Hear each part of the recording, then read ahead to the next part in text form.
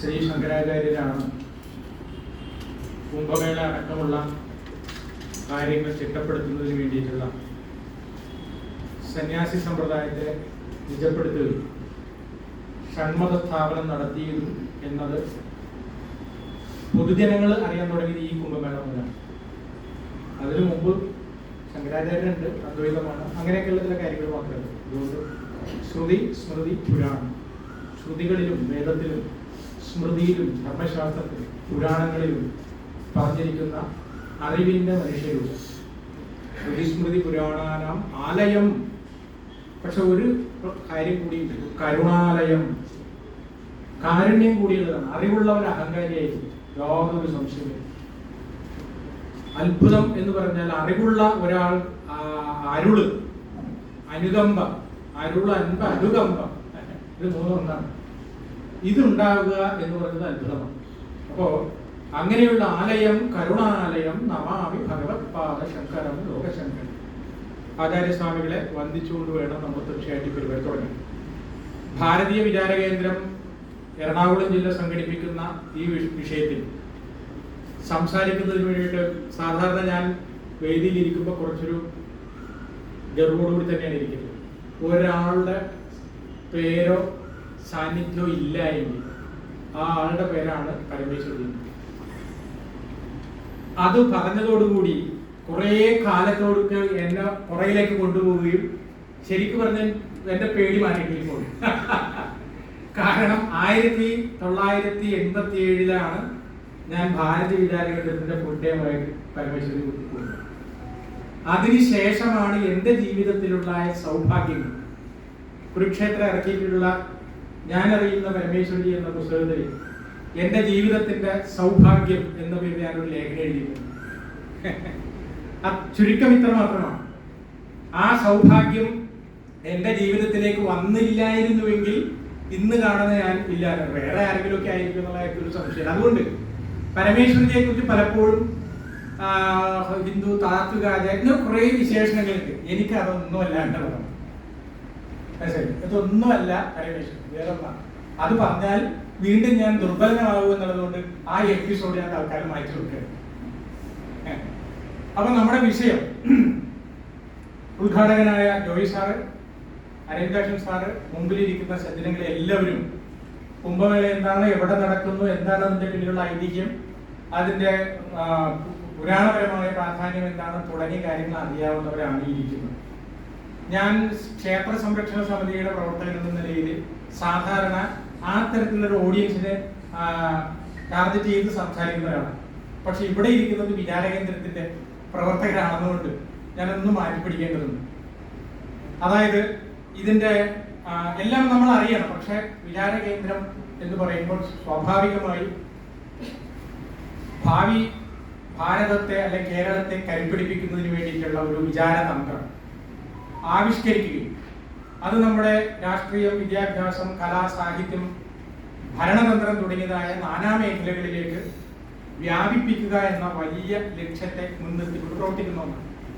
അപ്പൊ അതുകൊണ്ട് ഞാൻ ആദ്യം തന്നെ ഇതിന്റെ ഒരു 3 ഡയമെൻഷൻ, കുംഭമേളയുടെ ഒരു 3 ഡയമെൻഷൻ ഒരു കാര്യം പറഞ്ഞിട്ട് ഞാൻ വിഷയത്തിലേക്ക് കിടക്കാം. അതായത് ഭാരതത്തിലെ ഏത് ആഘോഷങ്ങൾക്ക് പിന്നിൽ 3 കാര്യങ്ങളുണ്ട്. 1 ആധ്യാത്മികം, 2 ആദി ഭൗതികം, 3 ആദി ദൈവികം.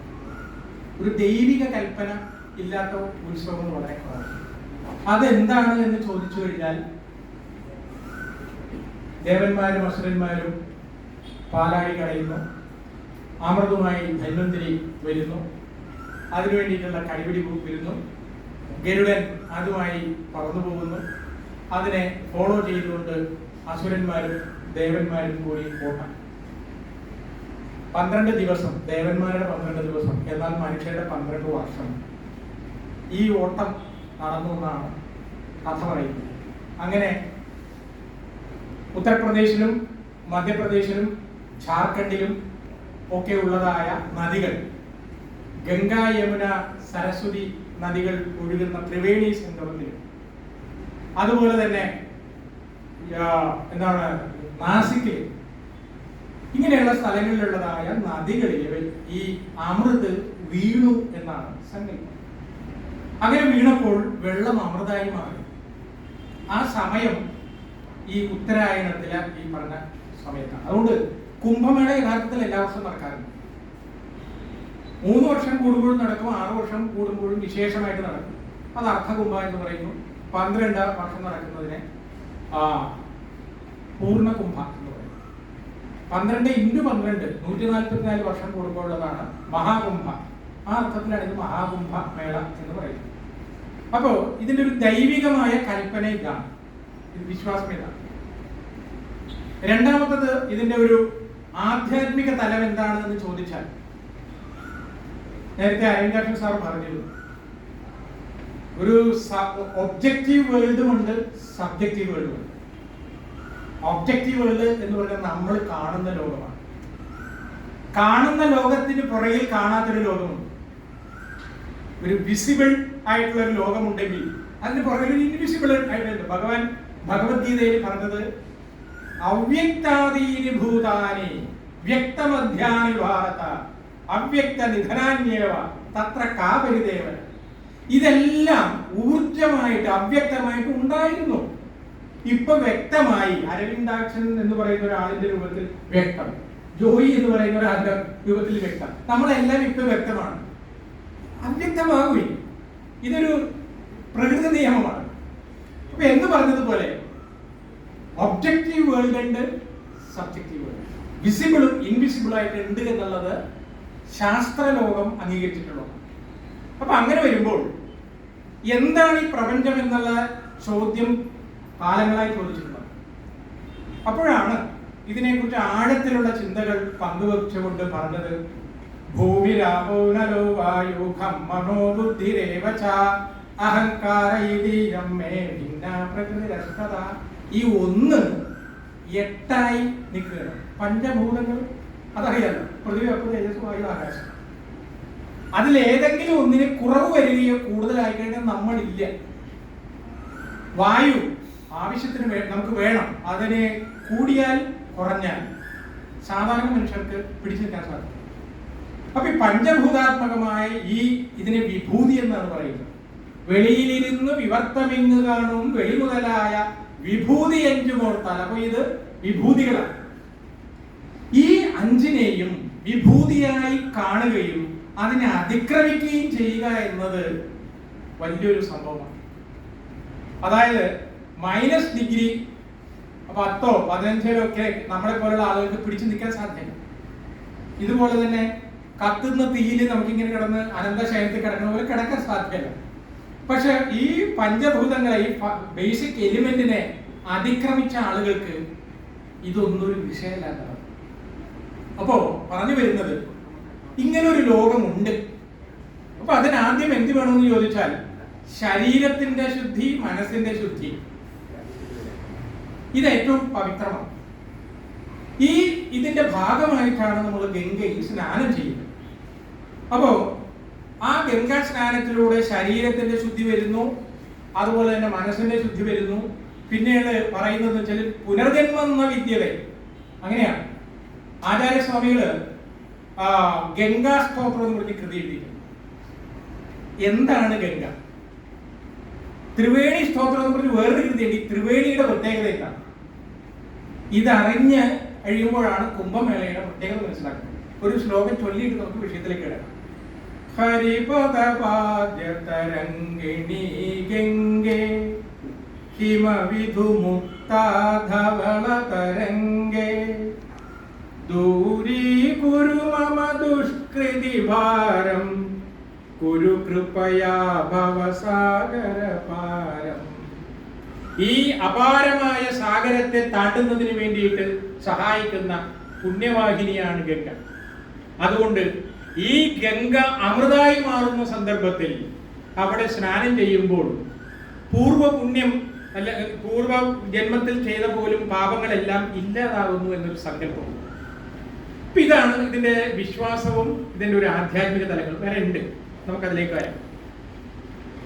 അപ്പൊ ആധ്യാത്മികം, ആദി ദൈവികം, ആദി ഭൗതികം എന്ന് പറയുന്ന ഒന്നാണ്. ആദി ഭൗതികം എന്ന് പറഞ്ഞു കഴിഞ്ഞാൽ നമ്മൾ ഇവിടെ എല്ലാവരും കൂടിയിരിക്കുന്നത് ഒരു യാഥാർത്ഥ്യമാണ്. ഓരോരോ വ്യത്യസ്തമായ ആശയങ്ങൾ ഉള്ള ആളുകൾ കൂടിച്ചേരുമ്പോൾ സംഘർഷം ഉണ്ടാകുന്നത് സഹജമാണ്. പക്ഷേ മാനവ ചരിത്രത്തിൽ ഇത്രയും സമാധാനപരമായ ഒരു കൂട്ടായ്മ എന്നത് കുംഭമേളയാണ്. 2017 യുനെസ്കോ പ്രഖ്യാപിച്ചതാണ് മാനവ ചരിത്രത്തിലെ ഏറ്റവും സമാധാനപരമായ മനുഷ്യന്റെ കൂട്ടായ്മ എന്ന് പറയുന്നത് കുംഭമേളയാണ്.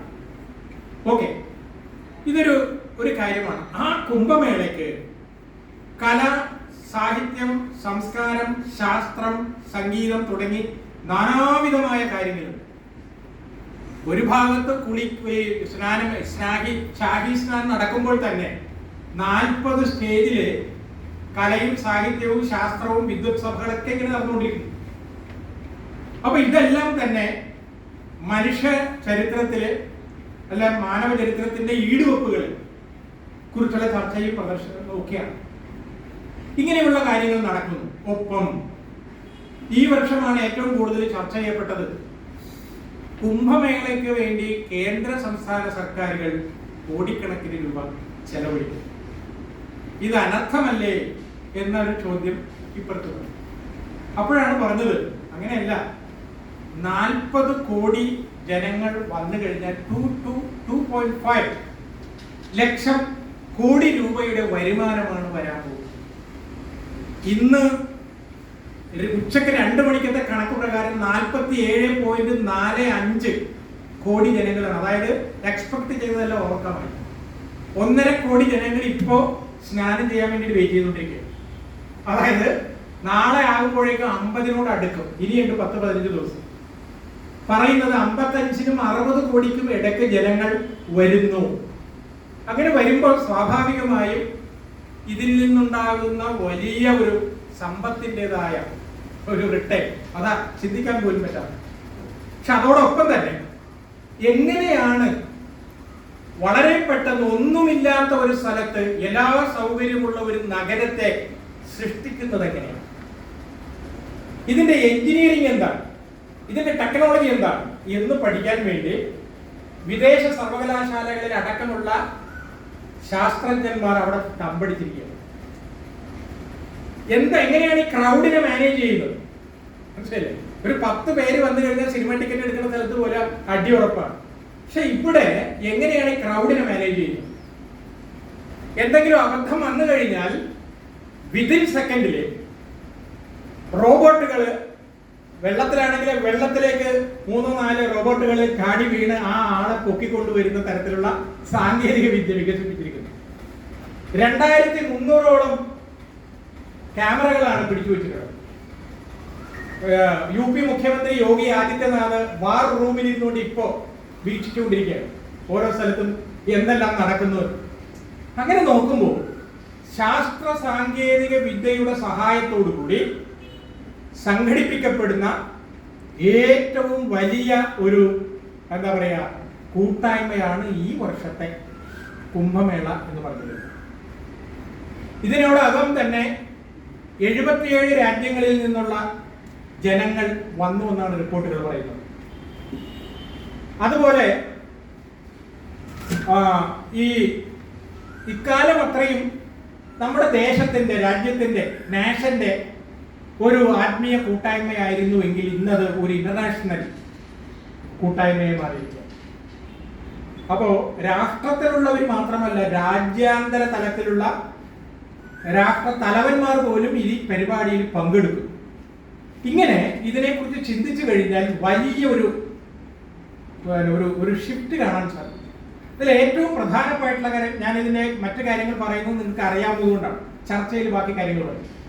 അരവിന്ദാക്ഷൻ സാർ പറഞ്ഞ ഒരു പോയിന്റ് ഉണ്ട്, കേരളം മാത്രമാണ് ഇതിൽ എപ്പോഴും നെഗറ്റീവ് അടിച്ചു നിൽക്കുന്നത് എന്ന്.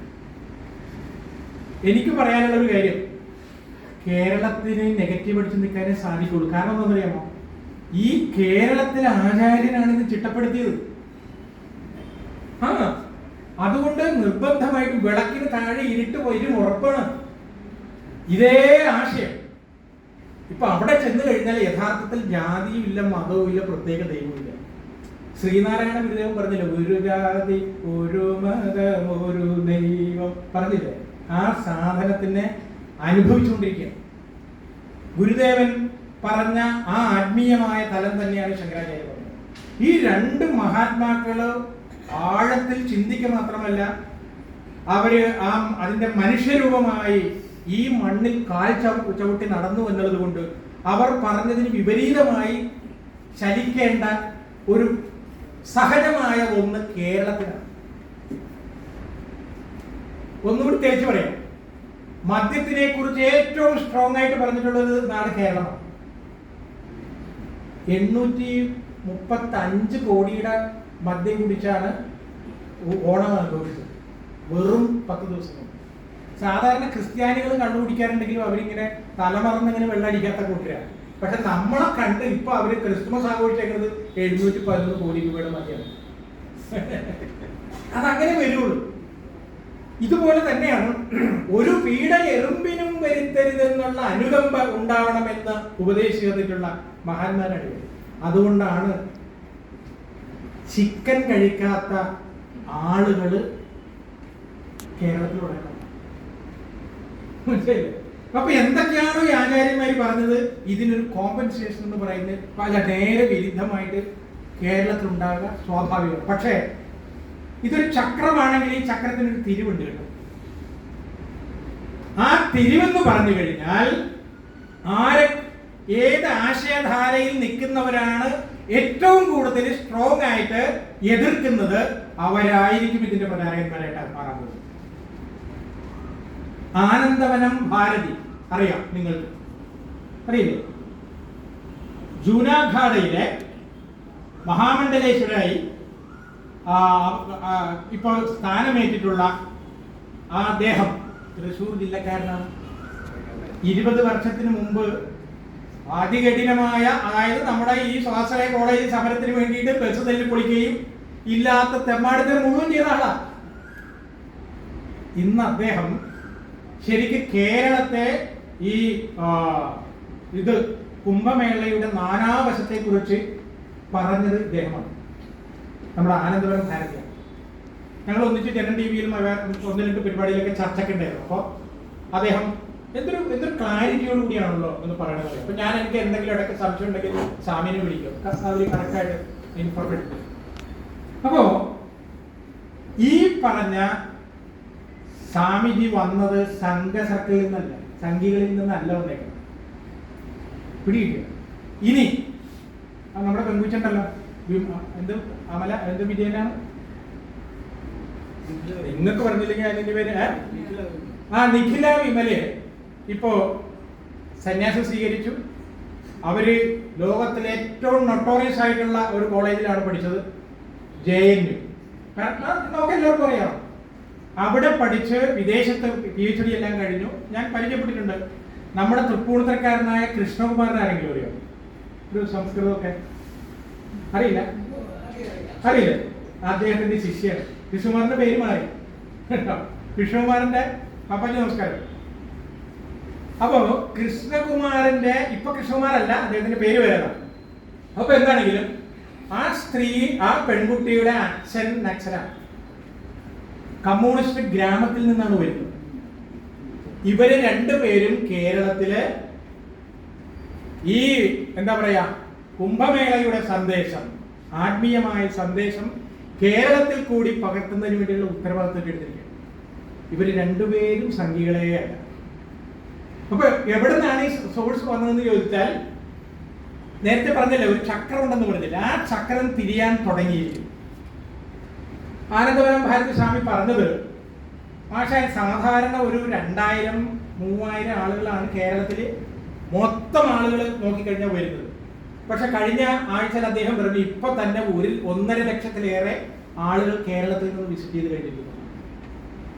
1.5 ലക്ഷത്തിലേറെ ഇനി വരാം. അതുകൊണ്ട് ഏറ്റവും ചുരുങ്ങിയത് ഒരു 5 ലക്ഷത്തിനടുത്ത് കേരളീയരെ അവിടെ വിസിറ്റ് ചെയ്യുമെന്നതായിട്ട് ഉറപ്പാണ്. പറഞ്ഞു വരുന്നത് ഇതൊരു കറക്കത്തിന്റെ തുടക്കമാണ് എന്ന് പറയാൻ വേണ്ടി ഒരു ഷിഫ്റ്റാണ്. രണ്ടാമത്തെ കാര്യം, സാധാരണ കുംഭമേളയിൽ പോകുമ്പോൾ പ്രത്യേകിച്ച് നമ്മുടെ ഇവിടുത്തെ ക്യാമറാമാൻമാരുടെ മെയിൻ പരിപാടി എന്ന് വെച്ചാൽ തുണിയില്ലാത്ത സ്വാമിമാർ കുളിക്കുന്നു. ഇതാണ് ഇവരുടെ ആക്ഷേപം. ഇതിങ്ങനെ കാണിക്കാൻ വേണ്ടിയിട്ടുള്ള നല്ല അടി കിട്ടിയിട്ടുണ്ട് കേട്ടോ. സ്വാമിമാരുടെ കയ്യിൽ നിന്ന് നല്ല പുഷ് കിട്ടിയിട്ടുണ്ട്, അത് വേറെ. പക്ഷെ ഈ വർഷം അവർ മാറ്റിപ്പിടിച്ചു, മനസ്സിലായില്ലേ? ചാരക്കണ്ണുള്ള സുന്ദരി എന്നൊക്കെ പറഞ്ഞുകൊണ്ട് അങ്ങനെ കുറെ കാര്യങ്ങൾ, അത് പോട്ടെ. മാത്രമല്ല, കാരണം ഇവരെ ആക്ഷേപിക്കാനുള്ള കാര്യം ഇവർക്ക് എന്ത് ആധുനികമായ വിജ്ഞാനമുണ്ട് അല്ലെ, എന്ത് അറിവാണ് ഇവർക്ക് ഉള്ളത് എന്ന് പറഞ്ഞ് കളിയാക്കുന്ന ഒരു ട്രെൻഡ് പൊതുവെ മാധ്യമങ്ങൾക്കുണ്ട്, CNN പോലുള്ള മാധ്യമങ്ങൾക്കുണ്ട്. പക്ഷെ ഈ വർഷമാണ് അവിടുത്തെ ഓരോ സ്വാമിമാരും അതില് IIT ബാബ എന്ന് പറയുന്ന ഒരു ചർച്ച വന്നതോടുകൂടിയാണ് കുറേയേറെ സ്വാമി മുകുന്ദാനന്ദ കൃപാലു IIT എന്ന് പാസ്സായിട്ടുള്ള ആളാണ്. അതുപോലെ തന്നെ മധു പണ്ഡിറ്റ് ദാസ്, രാധേശ്യാം ദാസ്, ഗൗരംഗദാസ് പ്രഭു, ഖുർഷാദ് ഭട്ടിൻവാല, ഇങ്ങനെ നിരവധിയായ ആചാര്യന്മാരെ പരമ്പരാഗതമായ വിജ്ഞാനത്തോടൊപ്പം ആധുനികമായ രീതിയിൽ ഈ വരുന്നവനേക്കാൾ കൂടുതൽ കാര്യങ്ങൾ മനസ്സിലാക്കിയിട്ടാണ് വന്നിരിക്കുന്നത്. ഒന്ന് ആലോചിച്ച് നോക്കി. അപ്പോ ഉഭയവിജ്ഞാനികളായിട്ടുള്ള ആളുകളാണ് എന്നത് ലോകം അറിയുന്നത് ഇപ്പോഴാണ്. അതുകൊണ്ട് അവരോട് സാധാരണ ഈ പത്രക്കാരന്റെ നമ്പർ അവരുടെ അടുത്ത് എടുക്കാൻ സാധ്യമല്ല. ഞങ്ങളെല്ലാം അറിവുള്ള ആളുകളാണ്, നിങ്ങൾ വെറുതെ ഭക്ഷണമൊക്കെ പൂശി ഇങ്ങനെ ഇരിക്കുന്ന ആളുകളാണ് എന്ന രീതിയിൽ ഒരുത്തനും ചോദ്യം ചെയ്യാൻ സാധ്യമല്ല. കാരണം പല കമ്പനിയുടെയും സിഇഒമാരായിട്ടിരുന്ന ആളുകളാണ് ഈ സന്യാസത്തിലേക്ക് വന്നത്. നമുക്കറിയാം, ആപ്പിളിന്റെ സിഇഒ ആയിരുന്ന സ്റ്റീവ് ജോബിന്റെ ഭാര്യ ലോറൻ പവൽ അവരിവിടെ വന്ന് സന്യാസം സ്വീകരിച്ചതൊക്കെ പറഞ്ഞു വരുന്നത്, നാം കാണുന്ന ഭൗതികമായ ലോകത്തിനപ്പുറം മറ്റൊന്നുണ്ട് എന്ന് ലോകത്തിന് കാണിച്ചു കൊടുത്തത് ഈ കുംഭമേള. അതുകൂടാതെ ഏറ്റവും എന്നോട് ചോദിച്ചാൽ ഞാൻ പറയും, വർഷങ്ങൾ എത്രയോ ആയിരക്കണക്കിന് വർഷങ്ങളായി സംഘടിപ്പിക്കുന്ന ഈ കുംഭമേള പ്രധാനമായും അഖാഡകളാണ്. അഖാഡകളിലെ നാഗസന്യാസിമാർ 13 അഖാഡകളാണ്. അതിൽ 7 അഖാഡകൾ എന്ന് പറയുന്ന ശൈവ സമ്പ്രദായത്തിലുള്ളതാണ്. 3 പേര് വൈഷ്ണവന്മാരാണ്, ബാക്കി 3 നിർമോഹി അഖാഡകൾ എന്ന് പറയും. ഇങ്ങനെ സമ്പ്രദായ ഭേദമുണ്ട്. അതിൽ ഈ ശൈവ നാഗ സന്യാസിമാരാണ് ഇതിന്റെ എല്ലാ ചിട്ടകളും എന്താ പറയുക അതിനെല്ലാം മുൻതൂക്കം നിൽക്കുന്നതും നമ്മുടെ മുഖ്യീശ്വരന്മാരെ പോലെ നിൽക്കുന്നത് അവരാണ്. മാത്രമല്ല, ആദ്യത്തെ ഷാഹി സ്നാനത്തിലുള്ള അധികാര അവകാശമൊക്കെ അവർക്കാണ്. ഇങ്ങനെയുള്ളതായ ആ ഇതിനെ 1947 മുതലാണ് UP സർക്കാർ അതിനെ സഹായിക്കുന്ന ഒരു രീതി എടുക്കും. അതായത് ഇപ്പൊ നമ്മുടെ ഇവിടെ ശബരിമലയിലെ സഹായിക്കുന്നത് പോലത്തെ ഒരു സഹായമല്ല, കുറച്ചൊക്കെ ഒരു മാന്യമായ രീതിയിലുള്ള സഹായമൊക്കെ ഉണ്ട്. പക്ഷേ കുംഭമേളയുടെ ചരിത്രത്തിൽ സംഘടിപ്പിക്കുന്ന ആളും സർക്കാരിന്റെ ഭാഗത്തു നിന്നുള്ള ആളുകളും അഖാഡ അല്ലെങ്കിൽ സന്യാസി സമ്പ്രദായത്തിൽപ്പെട്ടത് ഈ പിന്നെ കുംഭമേള. അതായത് UP മുഖ്യമന്ത്രി യോഗി ആദിത്യനാഥ് നാഥ സമ്പ്രദായത്തിൽ വരുന്ന സന്യാസിയാണ്. അദ്ദേഹം CM അല്ല എങ്കിലും ഇതിന്റെ സംഘടനത്തിൽ വരുന്ന ആളാണ്. നരേന്ദ്രമോദിജി എന്ന് പറയുന്ന അദ്ദേഹവും അദ്ദേഹത്തിന്റെ സ്വാമിയുടെ പേര് മറന്നു പെട്ടെന്നാരെങ്കിലും എന്തോ ഒരു സരസ്വതിയാണ്. അദ്ദേഹത്തിന്റെ ശിഷ്യനാണ്.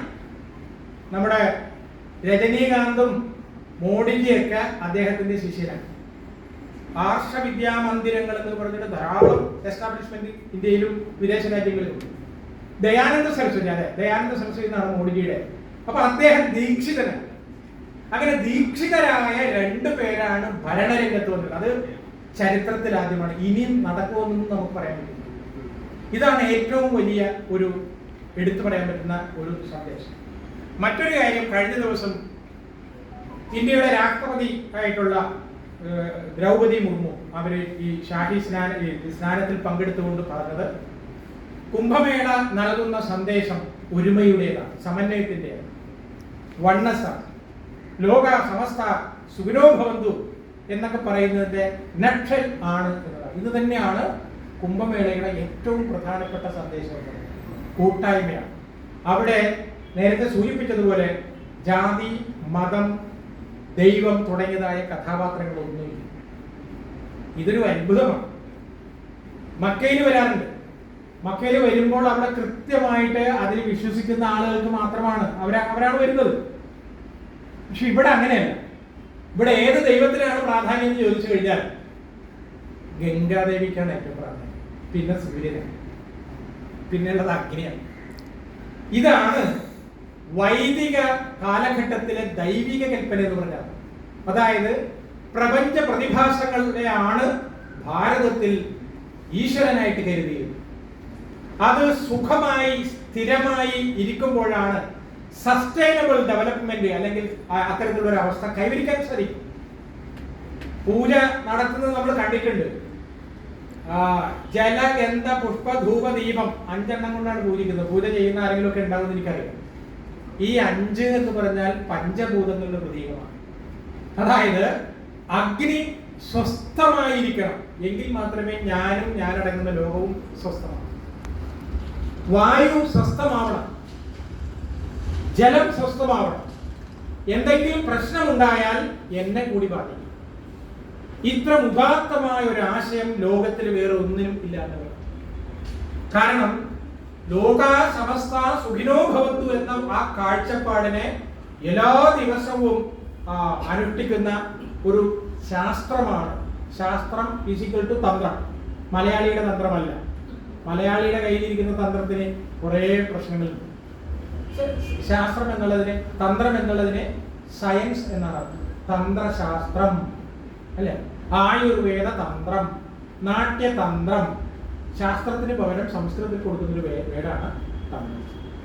ഇപ്പോ അങ്ങനെയുള്ളതായ, ഞാനിത് പറഞ്ഞു വരുന്നത് ഒരു 3 ഡയമെൻഷനെ കുറിച്ച് അറിയണം എന്നുള്ളതുകൊണ്ടാണ്. ആധ്യാത്മികം, ആദിഭൗതികം, ആദിദൈവികം. ഇതെല്ലാം തന്നെ ഗ്രഹനക്ഷത്രങ്ങളുടെ അടിസ്ഥാനത്തിലാണ്. ആരെങ്കിലും ചത്തു അല്ലെങ്കിൽ ജനിച്ചു എന്നതിന്റെ അടിസ്ഥാനത്തിലല്ല. ഗ്രഹനക്ഷത്ര, സൂര്യൻ, ചന്ദ്രനും അതുപോലെ തന്നെ വ്യാഴം, ഇതിന്റെ എല്ലാം ഗതിവിഗതികളെ അടിസ്ഥാനപ്പെടുത്തിയിട്ടുള്ളതാണ് ഇതിനെ നിർണയിക്കുന്നത്. ഇതിന്റെ കുംഭമേളയുടെ സമയം നിർണയിക്കുന്നത്. അപ്പോ ഈ വർഷത്തെ കുംഭമേളയുടെ ഒരു ക്യാച്ച് വേർഡ് എന്ന് പറയുന്നത് ഐക്യം എന്നുള്ളത്, സമന്വയം എന്നുള്ളത്, സമാധാനം എന്നുള്ളത്. അതിനു വേണ്ടിയിട്ടുള്ള വിപുലമായ ഒരുക്കങ്ങളാണ് അവിടെ നടക്കുന്നത്. നേരത്തെ പറഞ്ഞതുപോലെ എവിടെയാണോ സമാധാനത്തിനുള്ള ഒരുക്കങ്ങൾ നടക്കുന്നത്, നേർ വിപരീതമായിട്ടുള്ള ഒരുക്കം അപ്പുറത്ത് നടന്നിരിക്കും ഉറപ്പാണ്. കാരണം ഇത് ബാലൻസ് ചെയ്യണം. അതുകൊണ്ട് ലോകരാജ്യങ്ങളിലെ ഭീകരന്മാർ ഇതിനെ തകർക്കാൻ വേണ്ടിയിട്ടുള്ള വലിയ മാസ്റ്റർ പ്ലാൻ അവർ തയ്യാറാക്കിയിട്ടുണ്ട്. അവരുടെ ആളുകളും വന്നിട്ടുണ്ട്. പക്ഷേ പിടിച്ച ആളുകളെ ആരാണെന്ന് ഇതുവരെ അറിയിച്ചിട്ടില്ല എന്നുള്ളത്. അത് ഈ ശിവരാത്രി വരെ അറിയേയില്ല. കാരണം ഇത് സമാധാനപരമായിട്ട് തന്നെ പോകണം. അതുകൊണ്ടാണ് സമാധാനമായിട്ട് തന്നെ പോകേണ്ട ആവശ്യം നമുക്കുണ്ട്. പറഞ്ഞല്ലോ, 3 വേൾഡ് റെക്കോർഡുകൾ, ഗിന്നസ് റെക്കോർഡുകൾ ഇക്കാലം അത്രയും ഉള്ള കുംഭമേളയ്ക്ക് ലഭിച്ചിട്ടുണ്ട്. 77 രാജ്യങ്ങളുടെ മികവിന്റെ അംഗീകാരം ലഭിച്ചിട്ടുണ്ട്. ഈ വർഷത്തെ കുംഭമേളയിൽ കൂടുതൽ അംഗീകാരം ലഭിക്കുന്ന തരത്തിൽ, പ്രത്യേകിച്ച് നമ്മുടെ ഈ ആരോഗ്യരംഗം, കണ്ണിന്റെ പരിചരണം, ഇതിലെല്ലാം നമ്മുടെ അമൃതാനന്ദമയി അമ്മയുടെ ഒരു വലിയ സംഘമൊക്കെ അവിടെ പോയിട്ടുണ്ട്. അപ്പൊ ഇങ്ങനെയുള്ള കാര്യങ്ങളിലെല്ലാം ഗിന്നസ് റെക്കോർഡ് നേടുക എന്നതുകൂടി ഈ വർഷം ഇത് പ്രതീക്ഷിക്കുന്നുണ്ട്. ഇത് കൂടാതെ ഉത്തർപ്രദേശ് സർക്കാർ പ്രതീക്ഷിക്കുന്നത് ഒരു വേൾഡ്, ഒരു സ്പിരിച്വൽ ഹബ്, ടൂറിസ്റ്റ് ഹബ് ആയി മാറുക. ഏറ്റവും കൂടുതൽ ആളുകൾക്ക് തൊഴിൽ നൽകുന്ന, ഏറ്റവും കൂടുതൽ ഈ സംഭവത്തെ കുറിച്ച് പഠിക്കുന്ന, ഏറ്റവും കൂടുതൽ സാമ്പത്തികമായ ക്രയവിക്രയങ്ങൾ നടത്തുന്ന, ഏറ്റവും കൂടുതൽ അഡ്മിനിസ്ട്രേഷൻ ഇത് സംബന്ധിച്ച് വളർത്തിയെടുക്കുന്ന ഒരു വലിയൊരു സംഭവമാക്കി മാറ്റുക എന്നതാണ് ഉത്തർപ്രദേശ് ഗവൺമെന്റ് കഴിഞ്ഞ 3-4 വർഷമായി തുടങ്ങിയ പണി. അതുകൊണ്ടാണ് ഈ വിദേശ രാജ്യങ്ങളുടെ അടക്കമുള്ള സ്ഥലങ്ങളിൽ നിന്ന് ആളുകൾ ഇവിടെ വന്ന് ഇതിനെക്കുറിച്ച് സൂക്ഷ്മമായി പഠിച്ചുകൊണ്ടിരിക്കുന്നത്. ഇനി ഇവിടെയാണ് ഞാനിത് കൂട്ടിച്ചേർക്കാൻ ആഗ്രഹിക്കുന്നത്. ഞാൻ പരമേശ്വരജി പറഞ്ഞ ചില വാക്യങ്ങൾ ഇപ്പൊ ആലോചിക്കുകയാണ്. അതായത് നവോത്ഥാന മൂല്യങ്ങളിൽ നിന്നാണ് കേരളവും ഭാരതവും വളരുന്നത്. റിപ്പീറ്റ്, നവോത്ഥാന മൂല്യങ്ങളിൽ നിന്നാണ് കേരളവും ഭാരതവും വളരേണ്ടത്. നവോത്ഥാനം എന്നാൽ ആത്മോത്ഥാനം, നവോത്ഥാനം എന്നാൽ ആത്മോത്ഥാനമാണ്. ഉദ്ധരേത് ആത്മനാത്മാനം. ഈ തരത്തിൽ ഉയർന്ന ആളുകൾക്ക് മാത്രമേ സമർപ്പിക്കാൻ സാധിക്കൂ. വാസ്തവത്തിൽ ഈ കുംഭമേളയിലെ ആരും ആരെയും ഇൻവൈറ്റ് ചെയ്തിട്ടല്ല വരുന്നത്. സ്വയം സമർപ്പിച്ചുകൊണ്ടാണ് ലക്ഷക്കണക്കിന് രൂപ മുടക്കിയിട്ടാണ് വരുന്നത്. എങ്ങനെ സാധിക്കുന്നു? ഇതാണ് വിദേശ രാജ്യങ്ങളിലുള്ള ആളുകളെ അമ്പരപ്പിക്കുന്ന ചോദ്യം. ഇതാണ് പിന്നെ ഇവരെ വിളിക്കുന്നില്ല, ഒന്നുമില്ല, പക്ഷെ അഹമഹമികയ ഞാൻ മുമ്പേ എന്നും പറഞ്ഞുകൊണ്ട് ഇവരെല്ലാവരും വരുന്നു. എന്താണ് ഇതിന്റെ പിന്നിലുള്ള സ്പിരിറ്റ്? ഇതിനു വേണ്ടിയിട്ട് എന്തും ചെയ്യാൻ തയ്യാറാണ്. അപ്പോൾ അത് എന്ന് ചോദിച്ചു കഴിഞ്ഞാൽ ഈ ഉയർന്ന ബോധം, ആത്മ ഉദ്ധാനം, ആ ആത്മോത്ഥാനം വന്ന ആളുകൾ രാഷ്ട്രത്തിന്റെ പ്രധാനപ്പെട്ട സ്ഥലങ്ങളിലേക്ക് വരുമ്പോൾ മാത്രമേ രാജ്യം അതിനനുസരിച്ച് പുരോഗമിക്കൂ. ഒന്നുകൂടി പറയാം. ഇപ്പൊ ഉദാഹരണം പറഞ്ഞാൽ നമ്മൾ ഏകാത്മ മാനവ ദർശനം എന്ന വിഷയത്തെ കുറിച്ച് കേട്ടിട്ടുള്ളവരാണ് ഇവിടെ ഇരിക്കുന്നത്. ഏകാത്മ മാനവ ദർശനത്തിന്റെ അടിസ്ഥാനത്തിൽ ഒരു വിദ്യാഭ്യാസ ക്രമം നമ്മൾ ഇതുവരെ ചിന്തിച്ചിട്ടില്ല. ഉണ്ടെങ്കിൽ നിങ്ങൾ പറയണം കേട്ടോ. ഏകാത്മ മാനവവാദത്തിന്റെ അടിസ്ഥാനത്തിലുള്ള ഒരു സാമ്പത്തിക ക്രമത്തെ കുറിച്ച് ചിന്തിച്ചിട്ടില്ല. ഏകാത്മ മാനവവാദത്തിന്റെ അടിസ്ഥാനത്തിലുള്ള ഒരു വേൾഡ് ഗവൺമെന്റിനെ കുറിച്ച് നമ്മൾ ചിന്തിക്കാൻ സാധിച്ചിട്ടില്ല. ഏകാത്മ മാനവവാദത്തെ സംബന്ധിച്ചുള്ളതായ ഒരു യൂണിവേഴ്സൽ വാല്യൂസ്, എത്തിക്സ് ആൻഡ് വാല്യൂസിനെ കുറിച്ച് ചിന്തിച്ചു. ഇതുപോലുള്ള പ്രബന്ധം അവതരിപ്പിച്ചു. That is okay. ഇതിന്റെ ഒരു എന്താ പറയുക, ഒരു ബ്ലൂ പ്രിന്റ് തയ്യാറാക്കി എവിടെയെങ്കിലും തുടങ്ങുന്നതിന് വേണ്ടിയിട്ടൊരു സംരംഭം നമുക്ക് സാധിച്ചില്ല എന്നതാണ് ഞാൻ പറഞ്ഞു വരുന്നത്. ഈ ഏകാത്മ ദർശനത്തിന്റെ അടിസ്ഥാനത്തിൽ, ഏകാത്മ ദർശനം എന്ന് പറഞ്ഞാൽ ആത്മീയ ദർശനം തന്നെയാണ്. അതിന്റെ അടിസ്ഥാനത്തിൽ നമ്മുടെ ഭരണക്രമവും വിദ്യാഭ്യാസം തുടങ്ങി നാനാ മേഖലകളെ ചിട്ടപ്പെടുത്തുക എന്നതാണ് ഭാരതത്തിന് ലോകത്തിന് കൊടുക്കാനുള്ള ഏറ്റവും വലിയ സന്ദേശം. ഉദാഹരണം പറഞ്ഞാൽ ഇപ്പൊ ഈ അമൃത സ്നാനം ഫോർ എക്സാമ്പിൾ, കുഞ്ഞ് ഒരു കാര്യമാണ് അമൃത സ്നാനം. എന്താണ് ഈ സ്നാനത്തിന് ഇത്ര പ്രാധാന്യം വരുന്നത്? വെള്ളത്തിന് എന്താ ഇത്ര പ്രാധാന്യം വരുന്നത്? ജലത്തിന് 32ഓളം പര്യായങ്ങളുണ്ട്. ജലം എന്നുള്ളത് മാത്രം ഒരു 4 മണിക്കൂർ എടുത്താൽ തീരാത്തൊരു വലിയൊരു വിഷയമാണ്. അത് അവിടെ മാറ്റി നിൽക്കട്ടെ. ജലത്തിന് വിഷമാവാനും സാധിക്കും, അമൃതാവാനും സാധിക്കും.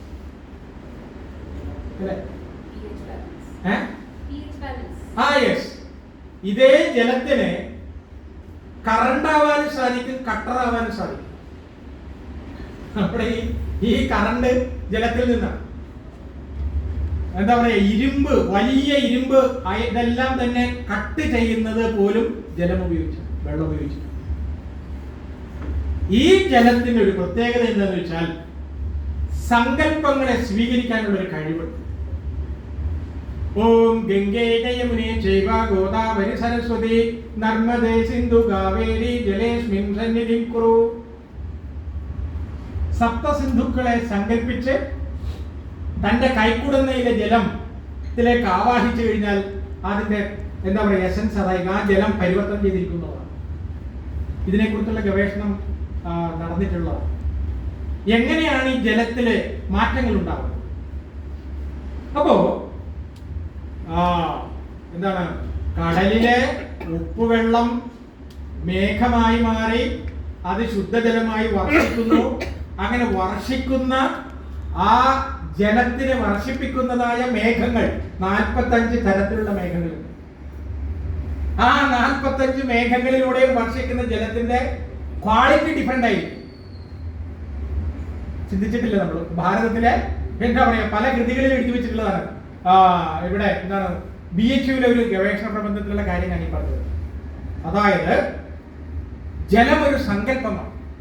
നമ്മൾ പൂർണ്ണ കുംഭം നൽകി സ്വീകരിക്കുന്നു, അല്ലെ? നമ്മുടെ പവിത്രമായ സങ്കല്പം മുഴുവനും അതിലേക്ക് സമർപ്പിച്ചിട്ടാണ് ആചാര്യൻ അത് സ്പർശിച്ച് വരുന്നത്. കുംഭാഭിഷേകം കേട്ടിട്ടുണ്ട് അല്ലെ?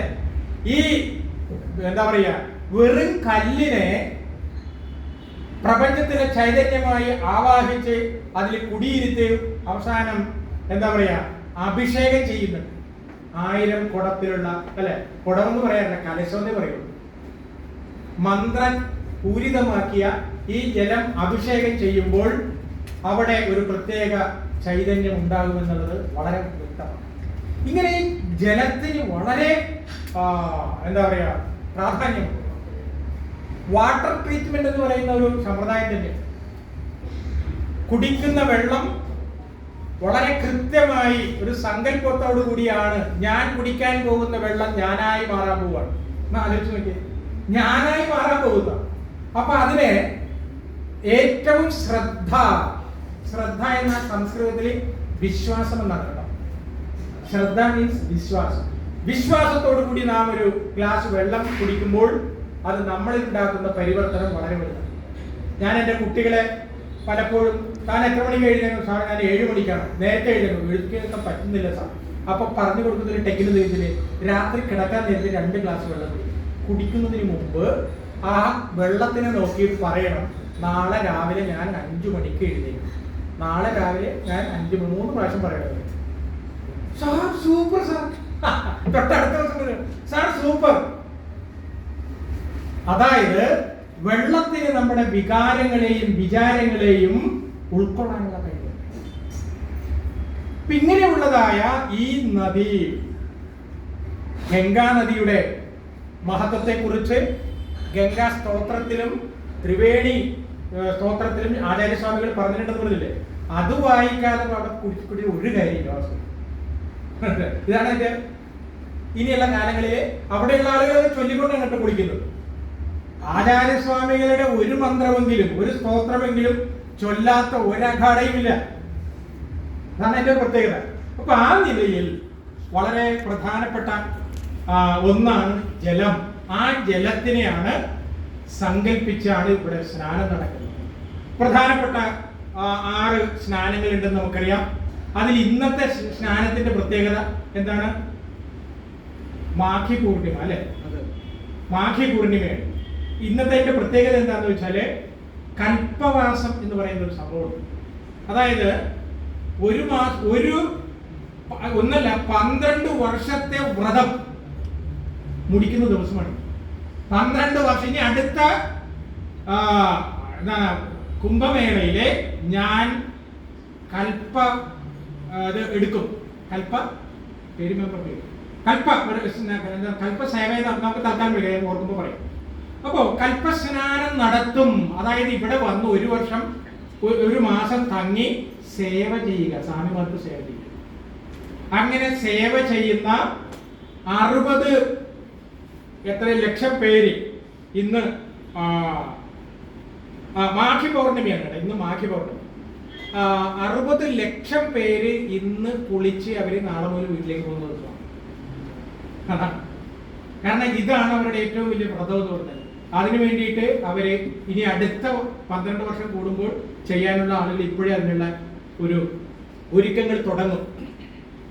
അപ്പൊ ഇതാണ് 1. 2, ജലം തന്നെയാണ് അനുഗ്രഹിക്കാനും നിഗ്രഹിക്കാനും. നമ്മുടെ ദുർവാസ മഹർഷി എടുക്കാറില്ല, അനുഗ്രഹിക്കാനും ജലമെടുക്കുന്നു, നിഗ്രഹിക്കാനും.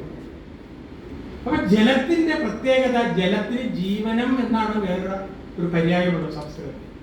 അപ്പോൾ അങ്ങനെയുള്ളതായ ഈ ജലം, അത് പുണ്യവാഹിനിയായിട്ടുള്ള ഗംഗ, യമുന, സരസ്വതി, ഇത് 3ഉം ചേരുന്നതായ ത്രിവേണിയിൽ സ്നാനം ചെയ്യുമ്പോൾ അതിനുണ്ടാകുന്ന പവിത്രത നമ്മുടെ സങ്കല്പത്തിൽ പവിത്രതയാണ്. പക്ഷെ അതിൻ്റെ ഒരു ശാസ്ത്രീയമായ പഠനങ്ങൾ പലതും നടന്നിട്ടുണ്ട്.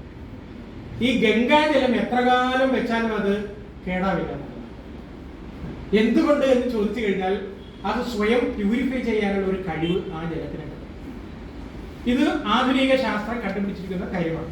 അതിന്റെ നാനാവശങ്ങളെ കുറിച്ചൊന്നും എനിക്ക് അറിയില്ല, ഇത് ഞാൻ വായിച്ചിട്ടുള്ളൂ. അപ്പൊ പറഞ്ഞു വരുന്നത് ഈ 3 ഡയമെൻഷൻ ഉണ്ട്. അതോടൊപ്പം ഇതിന്റെ ഒരു ABCD കൂടി നമ്മുടെ മനസ്സിൽ ഇരുത്തിയിട്ട് നമുക്ക് ചർച്ചയിലേക്ക് പോകാം. ABCD എന്ന് പറഞ്ഞു കഴിഞ്ഞാൽ കുംഭമേളയുടെ ABCD എ എന്ന് പറഞ്ഞാൽ അമൃത സ്നാനം. അമൃത സ്നാനം. 2 മറക്കാൻ പാടില്ലാത്തത് ആദിശങ്കരൻ.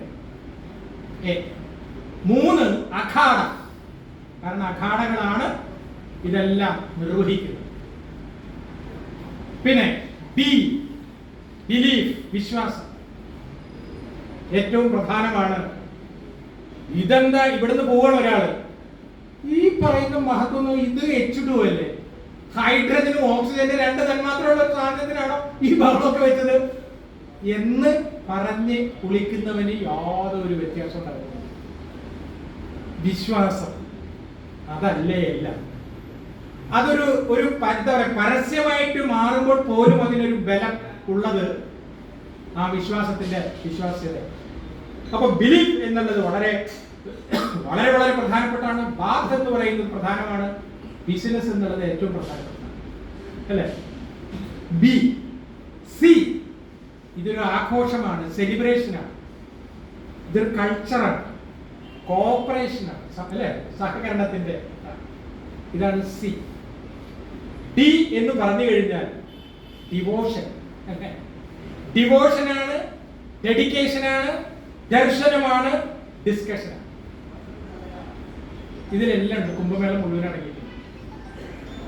ഈ ഡിസ്കഷൻ എന്ന് പറഞ്ഞാൽ വളരെ പ്രധാനപ്പെട്ടത് നമ്മൾ അറിയേണ്ടത്, ഈ കുംഭമേളയിൽ വെച്ചിട്ടാണ് ഇന്ത്യക്ക് സ്വാതന്ത്ര്യം വേണം, ബ്രിട്ടീഷുകാർക്കെതിരെ ബ്രിട്ടീഷുകാരെ ഇവിടെ പറഞ്ഞു വിടണമെന്ന് തീരുമാനിക്കുന്നത് 1855 കുംഭമേളയിൽ വെച്ചിട്ടാണ്. ഈ കുംഭമേളയിലെ ഡിസ്കഷനിൽ നിന്നാണ് ബനാറസ് ഹിന്ദു സർവകലാശാല 1906 പണ്ഡിറ്റ് മദൻ മോഹൻ മാളവിയജിയുടെ നേതൃത്വത്തിൽ ഉരുത്തിരിഞ്ഞു വരുന്നത്. ഈ കുംഭമേളയിലെ ഡിസ്കഷന്റെ ഭാഗമായിട്ടാണ് 1975 കാലഘട്ടത്തിൽ പ്രഖ്യാപിച്ച അടിയന്തരാവസ്ഥ പ്രഖ്യാപിച്ച ആളുകളെ അധികാരത്തിൽ നിന്നും മാറ്റണമെന്ന് തീരുമാനിച്ചത് ഈ ഡിസ്കഷനിലാണ്. മനസ്സിലായി? നമ്മൾ ധരിച്ചിരിക്കുന്ന തുണിയിൽ അതിങ്ങനെ ഓടി നടക്കുന്ന ആളുകളാണ്, അല്ല. ഈ കുംഭമേളയിലെ ഡിസ്കഷനിൽ വെച്ചിട്ടാണ് രാമൻ ജനിച്ച ഭൂമിയിൽ രാമനൊരു ക്ഷേത്രം ഉണ്ടാവണം എന്ന് തീരുമാനിക്കുകയും അതിന് മാർഗദർശനം നൽകുകയും ആ ക്ഷേത്രത്തിന്റെ നിർമ്മാണത്തിലും അതിനെ മെയിൻറ്റെയിൻ ചെയ്യുന്ന അടക്കമുള്ള കാര്യത്തിൽ നമ്മളെല്ലാം വായിച്ചുകൊണ്ടിരിക്കുന്നു. ഈ അഖാഡകളുടെ സങ്കല്പം, ഈ അഖാഡകളുടെ സങ്കല്പം കൊണ്ട് മാത്രമാണ് ഇന്ന് ചൈനയോ പാകിസ്ഥാനോ നമ്മളോട് നേരിട്ട് ഏറ്റുമുട്ടാത്തത് എന്നാണ് അവിടെ അറിഞ്ഞ ഈ നേരത്തെ പറഞ്ഞ സ്വാമിയെല്ലാം പറഞ്ഞു. കാരണം ഉഗ്ര തപസ്സികളാണ് അവർ. ഈ വർഷം എടുത്തിരിക്കുന്ന 1-2 തീരുമാനങ്ങൾ, അതിലൊന്നും ഇന്ത്യയെ നശിപ്പിച്ച ഒരു വിചാരം, ബുദ്ധൻ നിരീശ്വരവാദിയാണ്, ബുദ്ധൻ സനാതന ധർമ്മത്തിനെതിരാണ്, അല്ലെ? ബുദ്ധൻ ഇങ്ങനെ പറഞ്ഞ് മൂപ്പരെ 2-ാമമ്മയുടെ മക്കളെ പോലെ മാറ്റി നിർത്തിയതാണ് ഭാരതത്തിന് പറ്റി ഏറ്റവും വലിയ അപകടമെന്ന് ആദ്യമായി പറഞ്ഞത് സാക്ഷാൽ ശ്രീരാമകൃഷ്ണ പരമഹംസൻ. ഈ കാര്യമാണ് പിന്നീട് സ്വാമി വിവേകാനന്ദൻ തന്റെ പല പ്രസംഗങ്ങളിലും പറഞ്ഞത്. ഈ കാര്യമാണ് രാമകൃഷ്ണദേവന്റെ ശിഷ്യനായിട്ടുള്ള അഖണ്ഡാനന്ദ സ്വാമി പറഞ്ഞിട്ടുള്ളത്. ഈ കാര്യമാണ് അഖണ്ഡാനന്ദ സ്വാമിയുടെ സന്യാസി ശിഷ്യനായിട്ടുള്ള ഗുരുജി ഗോൾവൽക്കർക്ക് പകർന്നു കൊടുത്തത്. ഈ ആശയമാണ് ബുദ്ധ ജയന്തി ആഘോഷിക്കുമ്പോൾ നമ്മുടെ മനസ്സിലുള്ളത് ഉണ്ടാവേണ്ടത് എന്ന് നേരത്തെ പറഞ്ഞ ദീക്ഷിതനായ പ്രധാനമന്ത്രി നമ്മളോട് പലപ്പോഴും ഉപദേശിച്ചത്. ഈ കാര്യം ഈ അഖാഡകളുടെ സമ്മേളനത്തിൽ പ്രഖ്യാപിച്ചത് സനാതനധർമ്മം തന്നെയാണ് ബുദ്ധ ദർശനവും. വളരെ പ്രധാനപ്പെട്ടതാണ്. കേരളത്തിൽ ഏതെങ്കിലും ഒരു ബുദ്ധ സന്യാസിയെ പരിചയപ്പെട്ടിട്ടുണ്ടായിരുന്നു? ബുദ്ധിസ്റ്റുകളെ നിങ്ങൾ പരിചയപ്പെട്ടില്ല? എന്റെ യൂണിവേഴ്സിറ്റി ധാരാളം ബുദ്ധിസ്റ്റുകൾ. അവരിടയ്ക്ക് സമ്മേളനം വിളിക്കും. ആ സമ്മേളനത്തിൽ വരുന്ന 90% പേരും മാവോയിസ്റ്റുകളോ അല്ലെങ്കിൽ അത്തരത്തിലുള്ള ആളുകളായിരിക്കും. അവരുടെ ഫോട്ടോ അടക്കം, ഞാൻ പേരടക്കം എടുത്ത് ഞാൻ അന്ന് നമ്മുടെ പണിക്കർ സാറിനെ ഒക്കെ കൈമാറിയിട്ടുള്ളത്. അതായത് ബുദ്ധൻ എന്ന് പറയുന്നത് അക്രമം ഉണ്ടാക്കുന്നതിന് വേണ്ടിയിട്ടുള്ള ഒരു ഷീൽഡ് മാത്രമാണ്. ഇന്ന് വരെ അങ്ങനെയുള്ള ഒരു ഉൾക്കണ്ടിട്ടില്ല. ചൈനയിൽ ബുദ്ധമതമുണ്ട്. ലോകത്തിന് ഏറ്റവും കൂടുതൽ ഭീഷണി ആരാ? ചൈനയാണ്. അവരൊരിക്കലും ബുദ്ധന്റെ ആ ഒരു ആശയം എടുത്തിട്ടില്ല. ഇങ്ങനെ പലതും നമ്മുടെ ഓർത്തഡോക്സ് ആയിട്ടുള്ള കർമ്മഠന്മാരായിട്ടുള്ള പലരും ബുദ്ധന്മാരെ ഈ തരത്തിൽ അകറ്റി നിർത്തിയത് വലിയ തെറ്റ്. ഈ തെറ്റ് നമ്മൾ തിരുത്തണം. ഇതാണ് ഈ ഇതിലെടുത്ത തീരുമാനം. ഇങ്ങനെ പല പല തീരുമാനങ്ങളിൽ എടുത്തത്. കഴിഞ്ഞ ദിവസം എടുത്തത്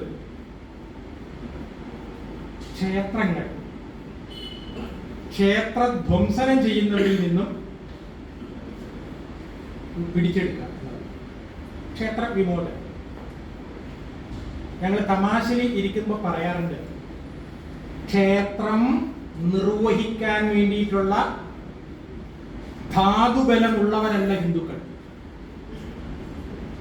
ഒന്നുകൂടി റിപ്പീറ്റ് ചെയ്യും.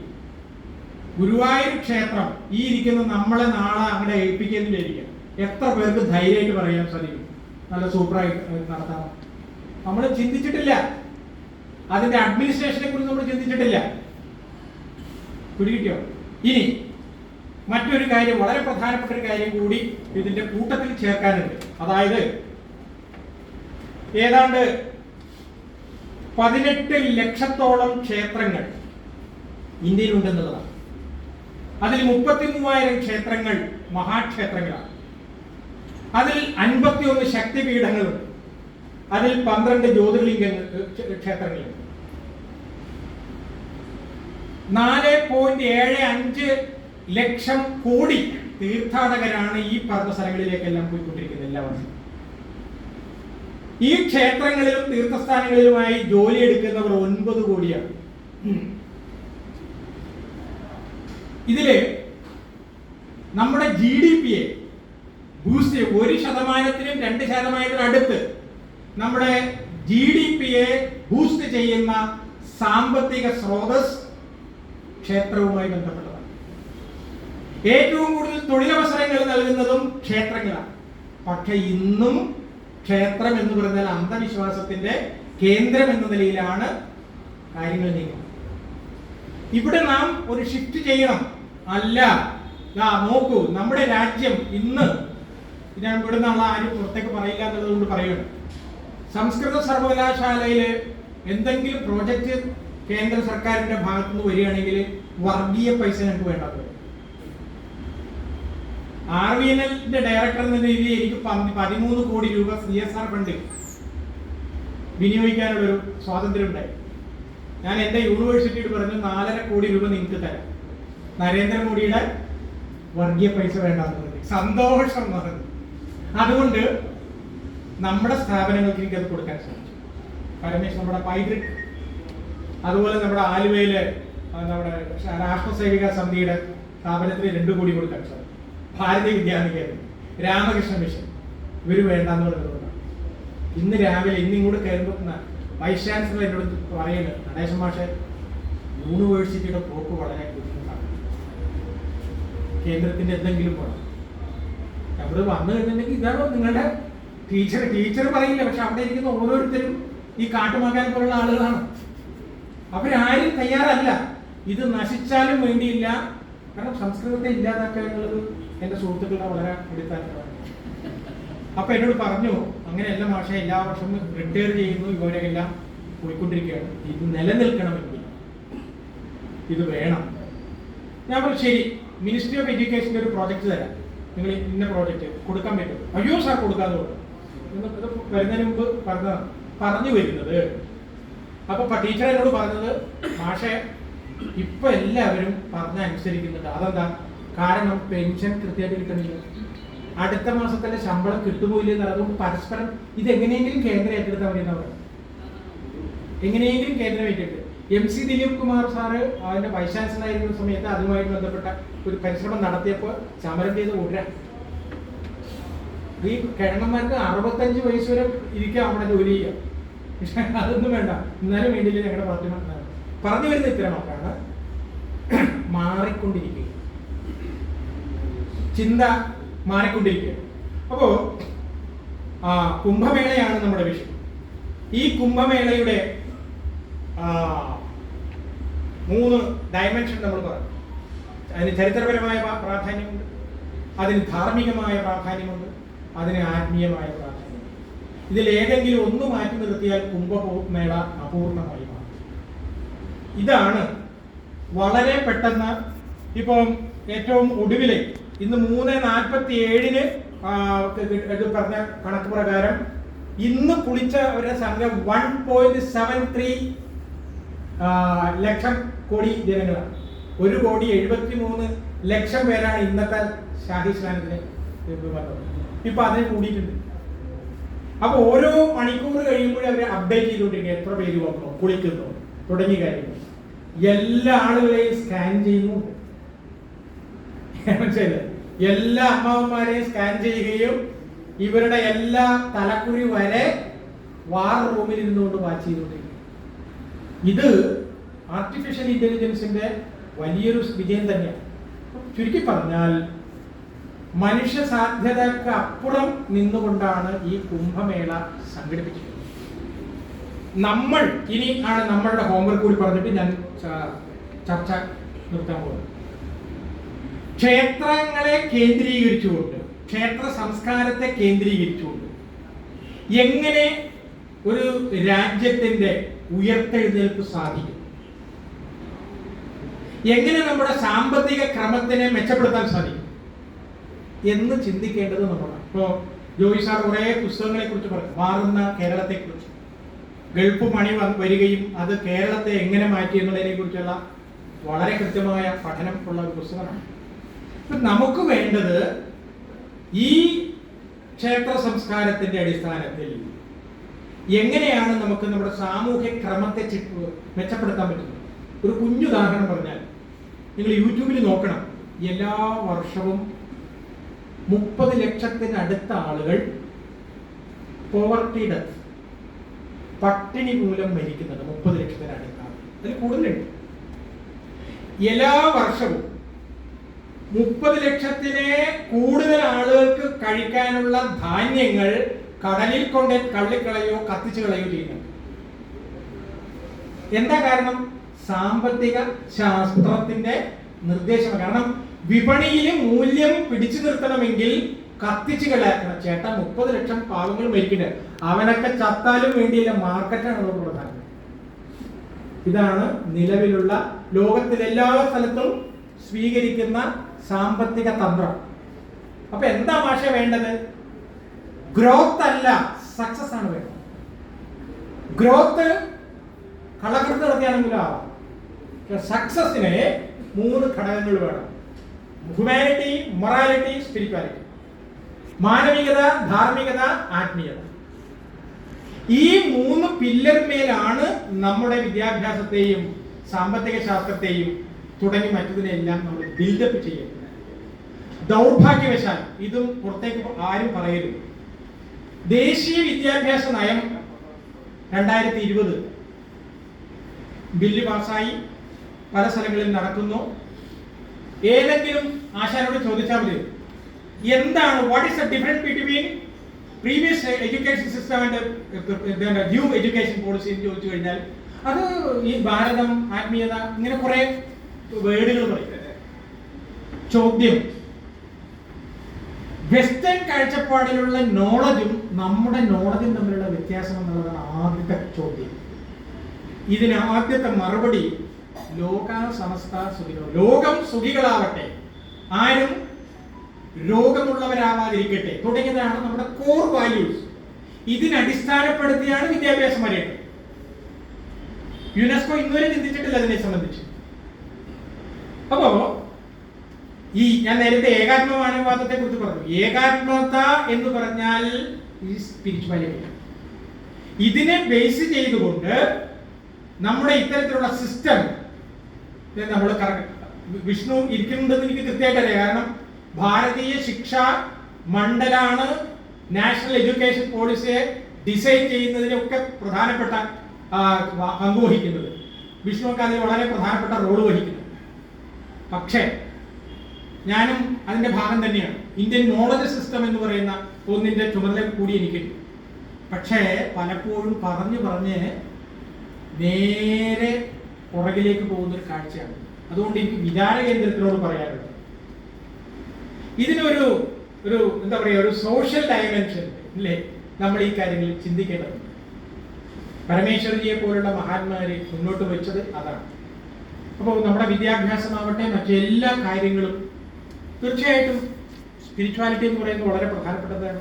അത് അമ്പലത്തിൽ പോകുന്നവനും പൂണൂരിടുന്നവനും ഈ കുടുംബം കെട്ടുന്നവന്റെയും സാധനമാണെന്നാണ് എല്ലാവരും ധരിച്ചു വെച്ചിരിക്കുന്നത്.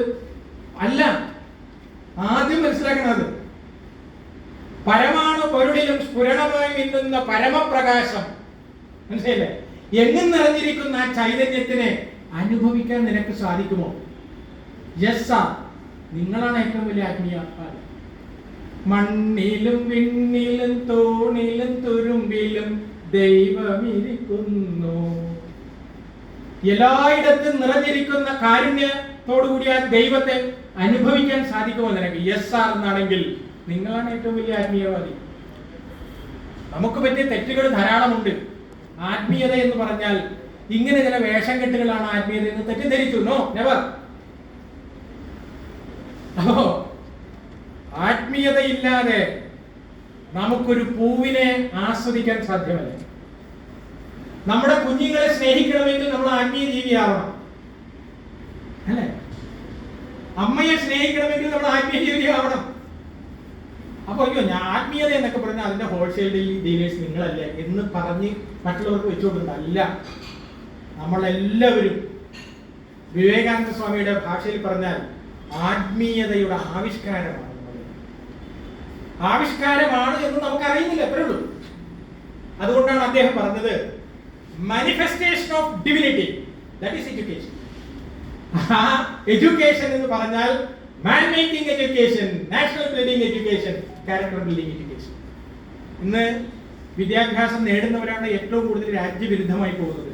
കാരണം അതിന്റെ പില്ലർ നേരെ തിരിഞ്ഞ കിടക്കുക. ആ പില്ലർ മാറ്റാതെ രാജ്യത്തെ നമുക്ക് തിരിച്ചു കൊണ്ടുവരാൻ പറ്റും. Psychological foundation of education, philosophical foundation of education, sociological foundation of education, എന്താ പറയുക, linguistics aspects of education, aesthetics dimension of education, ഇങ്ങനെ ഒരു 16 ഘടകങ്ങളുണ്ട്. ഏത് ഭാഷ പഠിച്ചാലും ഭാരതത്തിന്റെ ഭാഷാ പാരമ്പര്യം അറിയുന്നവർ ചുരുക്കമാണ്. കാരണം നമ്മളുടെ ഫ്രെയിം വർക്ക്, മെത്തഡോളജി എന്ന് പറഞ്ഞാൽ വെസ്റ്റേൺ മെത്തഡോളജി. അതാണ് കാരണം. എടുക്കണം നമ്മൾ നമ്മുടെ ഇന്ത്യൻ മെത്തഡോളജി എടുത്തെങ്കിൽ മാത്രമേ ഈ കാര്യത്തിലേക്ക് പോകാൻ സാധിക്കുള്ളൂ. അപ്പൊ ഞാൻ നിർത്തുന്നു. കുംഭമേളയുടെ ABCD, കുംഭമേളയുടെ ഈ 3 ഡയമെൻഷനുമാണ് എനിക്ക് നിങ്ങളുടെ മുമ്പായി വെക്കാനുള്ള ഇതിന്റെ സന്ദേശം എന്ന് പറഞ്ഞുകൊണ്ട് നിർത്തുന്നു. എന്തെങ്കിലും കൂട്ടിച്ചേർക്കാനുണ്ടെങ്കിൽ ചേർക്കാം, ചോദിക്കാനുണ്ടെങ്കിൽ ചോദിക്കാം. ഇത് എന്റെ അല്ലാതെ നമുക്ക് എല്ലാവർക്കും അറിയാം. ഞങ്ങൾ സംസ്കൃതക്കാർ പറയാറുണ്ട്, വാദേ വാദേ ജായതേ തത്വബോധാണ്. വാദങ്ങളിലൂടെയാണ്, ചാനലിൽ നിന്ന് വാദിക്കുന്നതല്ല. ശങ്കരാചാര്യ സ്വാമികൾ ഒരു വാദത്തിന്റെ ഒരു മെത്തഡോളജി കാണിച്ചിട്ടുണ്ട്. ആ വാദത്തിലൂടെയാണ് ശാസ്ത്രങ്ങൾ വളരുന്നത്. അങ്ങനെയാണ് തത്വബോധം ഉണ്ടാകുന്നത്. അപ്പോൾ ആ തരത്തിൽ നമുക്ക് ചർച്ച ചെയ്യാം എന്ന് മാത്രം പറഞ്ഞുകൊണ്ട് നിർത്തുന്നു. നമസ്കാരം.